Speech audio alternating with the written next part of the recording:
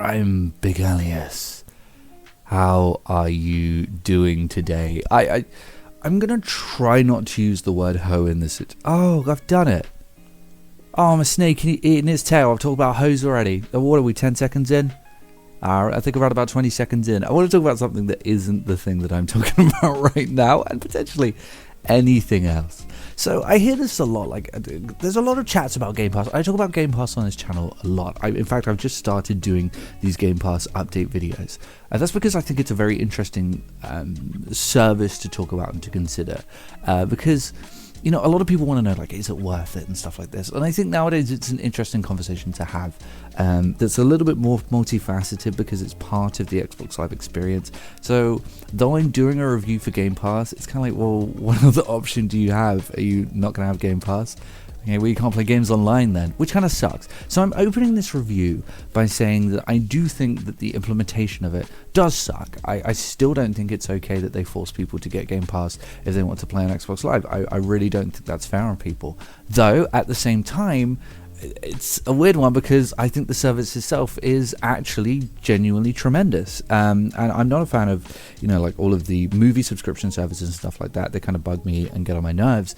But, when it comes to a movie or a show, we're not talking about these big, 50 to 60 pound experiences that you are getting from Game Pass. And I've got to say, it's pretty goddamn fantastic at the moment. It really is great. I know a lot of people like to harp on maybe how old some of the titles are, and yes, okay, look, if you're just looking to use, if you're someone who needs to play the newest games and all of the newest games, then no, I wouldn't recommend this service to you. It's not for you. It's not going to have everything you need. But if you're like me, someone who likes to switch from game to game to game to game, then honestly, you're probably going to be fine on Game Pass. I'm not even sure if you need anything else to go along with it, to be honest with you. Last year, I think I actually outright purchased maybe 2 or 3 games, and that was it. And that did me for the year. I mean, I was absolutely fine. If you need a shooter, most shooters are free to play now, but dude, if you have an Xbox, Halo the Master Chief Collection is the greatest game ever made, and I would definitely recommend that one to you. You need to play Halo the Master Chief Collection, or Halo Infinite, which, is free to play anyway, but it has a fantastic campaign that is on Game Pass, and I would absolutely recommend that campaign to you. There's also RPGs on there, I'm looking right now, there's Conan Exiles, which I think is actually an MMORPG. But, there's there's all of the Elder Scrolls games. Skyrim is on there, the Skyrim Remastered, Deathloop is on there. There's just all of the Arcane games, all of the Bethesda games, Doom Eternal, dude. If you have not played Doom Eternal, please do it. Don't contemplate it for more than 5 minutes. Just download and play that damn game. And don't forget, you can stream all of these games as well, which I think is a pretty great feature that they added to it. But there's also the sports games. I'm looking. If I wanted it, there's FIFA 23, on here. There's the Madden games and stuff like that because they have the partnership with EA. And I also saw that there was some old Fable games on there. I think it's very good if you're a nostalgia nut because they have a lot of backwards compatible games on there. And I do think, you get a lot of bang for your buck. There's racing games on there, of course. You've got the Dirt games, the Formula 1 games. And I do think that they do a very good job of kind of trying to get a bit of everything for everyone. There's the Persona games, if you want that sort of JRPG. I think they're JRPGs, right? But then all the way on the other end of the spectrum, you got stuff like the War for Mordor. Is it War for Mordor? The second Shadows of the Mordor game, which is absolutely fantastic, by the way. If you ever get the chance, please do play that game. It's not a huge download either. That is one issue that you have with Game Pass where you're going from game to game to game to game and switching it up constantly. You will end up you find yourself, I'm downloading this and I'm downloading that and this and that and this and that, but it's not that big a deal.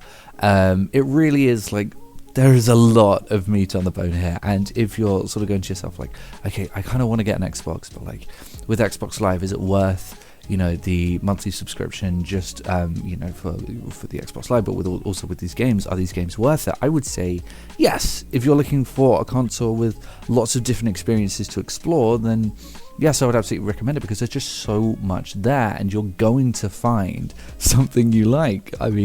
If there's nothing on there that you like, then you're probably not into video games, quite frankly. To be completely honest with you, it's, you know, a number of times I'll scroll through Netflix and not find something that appeals to me, but then, you know, on Game Pass there will be something that appeals to you on this service. It's also way cheaper than, you know, stuff like Ubisoft Plus and stuff like that, especially when you consider how much there is going on here. You do get day one stuff. It's not always great, like the Redfall, you know, that we got last year, and eventually things trickle on, you know, from EA that, quite frankly, it doesn't really take that long to get on there when you consider how much, you know, they cost when they come out and stuff like that. Like Dead Space Remastered, which came out I think last February, by November was on Game Pass. So we're looking at a, you know, around about 9 to 10 month gap, but that's a brand new, still fully priced release, and an absolute masterpiece, by the way.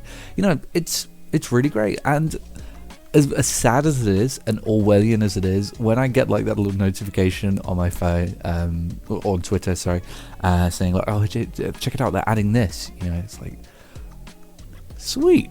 You know, it's kind of worth getting Game Pass just to be like, oh, look, they added that, that's really cool. Or they're trying to be funny about it, we'll ignore that, but that's awesome. Yeah, I really like that. Oh, I can't wait to give that one a go. And it is great to, you know, see these experiences and play games that you probably wouldn't have given a shot if not for it. So, despite the fact that I'm not a fan of the implementation, I don't like the fact that they sort of bundled it all together. I do think that Game Pass is still currently in 2024 an absolutely tremendous service, and there is a lot there, and you really can just coast through it. I mean, you can use this to just coast through your year of gaming, honestly. It can be all you need if you're willing to, you know, kind of play the curated games that they offer you. Anyway, those are my thoughts on Game Pass. It's very good, and I'll see everyone later.